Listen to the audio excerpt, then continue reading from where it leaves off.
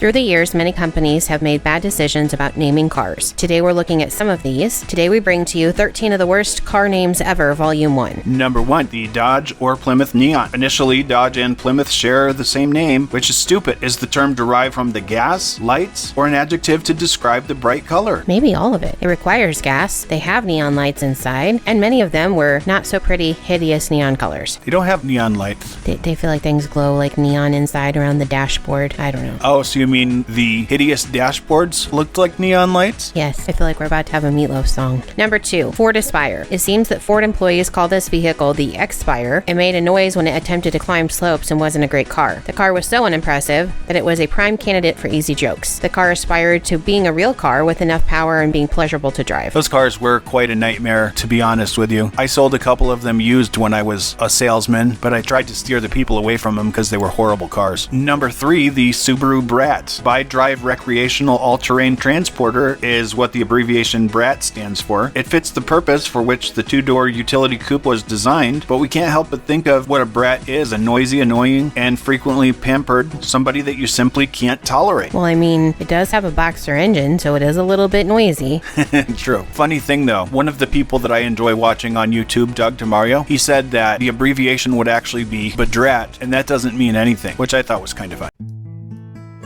We hope you find this video entertaining, and we truly appreciate you watching it. We would greatly appreciate it if you could follow this channel, give it a thumbs up, and hit the notification bell. We know a lot of YouTubers are looking for this, but it will change the algorithm and make this video easier to find, which is far more helpful than you might imagine.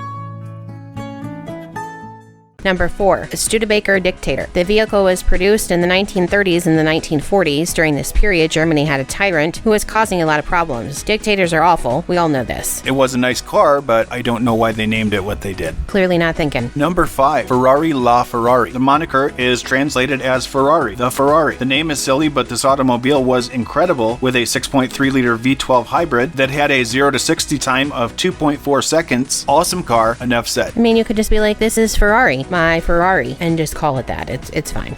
Number 6, the Mitsubishi Mirage. The word Mirage has a wonderful tone. Mirage, however, is a bad choice for a car name because it means illusion, and you don't want to give drivers the idea that your car has nothing to offer. However, the Mitsubishi Mirage really didn't have a lot to offer, so there's Maybe that. the illusion was then that they had something to offer when in fact they didn't, and the joke's on us. Number 7, Ford Probe. Ford was trying to sound futuristic with Probe, but most likely, most people think of extraterrestrial kidnappings and colonoscopies. That's hilarious. My mom had a Probe, but I feel like it was just kind of speedy. Well, it's based off of the Mazda MX-6, which was a really nice car. Number 8, the Suzuki Esteem. It seems desperate to name a car Esteem, and Suzuki's ego was not bolstered by the fact the vehicle was only utilized for 7 years, from 1995 to 2002, before being discarded. The thing I will say though, another car that I really kind of like. I mean, they weren't amazing or anything like that, but especially I've got a soft spot in my heart for wagons, and the Esteem wagon was really kind of a cool car in my opinion. Just a bad name. Number 9, the Chevy Nova. Nova means no go in Spanish. Thus, the Spanish-speaking community laughed at Chevy for not doing their study on this one. Well, the name is funny, but those cars sure can go, especially when they are modified and turned into super speedy hot rods. Yeah, this is true. And then the next generation Nova, which Chevy only made for a couple years in the 80s, was actually a rebadged Toyota Corolla, and they lasted forever. Number 10, the Volkswagen Rabbit. Seriously, do you really want this animal to symbolize your vehicle? I mean, rabbits are speedy, I guess, the animals, but the cars really weren't, so... I guess it's better than Volkswagen the Turtle. Even though it may have been more accurate. Number 11, Volkswagen Golf, which ironically, the Rabbit was replaced with the Golf. Golf is a leisurely, dull sport best enjoyed by those who are retired. Like this automobile, perhaps? Well, no. The Golf is marketed to young people and is very enjoyable to drive. It's just terribly marketed with a bad name. And at least it sets expectations to come in low, and it turns out that car's got some get up and go, so... Especially if it's a GTI. They make good rally cars. Number 12, the AMC Gremlin. Gremlins are sometimes referred to be technological flaws that require some work, or as those tiny monsters from the 1980s film. In any case, it's a bad option for an automobile name. True.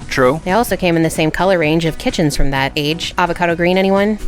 I think it would be cool to have an avocado green car. I mean, if I didn't have to have it as my daily driver, a Gremlin would actually be pretty cool. And number 13, Renault Le Car. The French automaker dubbed this vehicle the Renault 5 in the rest of the world, although Although it wasn't a horrible car, Renault combined the French term for the with the English word for car in the US and Canada. Just strange. Kinda sounds like a theory, not an automobile. Or a cartoon. I don't know. Maybe it should have been on Cars. We hope you enjoyed this list about cars with absolutely horrible names that we have no idea what the people naming them were thinking. Tell us in the comments which one of these names you like the least, or think is the most humorous.